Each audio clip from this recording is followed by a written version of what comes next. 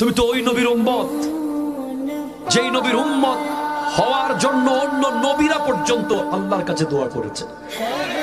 তুমি যদি জানতে তুমি কার উম্মত, খোদা কি কসম, তোমার ঘরের চাল দিয়ে পানি পড়তো, তোমার আফসোস থাকতো না। তোমার পেটে ভাত না থাকলেও তোমার আফসোস থাকতো না। তোমার কিচ্ছু না থাকুক, তোমার আফসোস থাকতো না যদি তুমি বলতে পারবে আমি আমি আমি সেই উম্মত যে আমার নবীর সামনে দাঁড়িয়ে বলবো ইয়া রাসূলুল্লাহ। বন্ধুরা সবাই ফুটবলারদের প্রেমিক ছিল, আমি ওলি আল্লাহর প্রেমিক ছিলাম। বন্ধুরা সবাই মোবাইল নিয়ে ব্যস্ত ছিল, আমি কোরআন নিয়ে ব্যস্ত ছিলাম।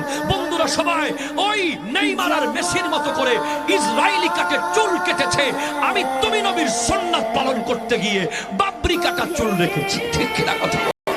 তুমি তো ওই নবীর উম্মত যেই নবীর উম্মত হওয়ার জন্য নবীরা পর্যন্ত আল্লাহর কাছে দোয়া করেছে।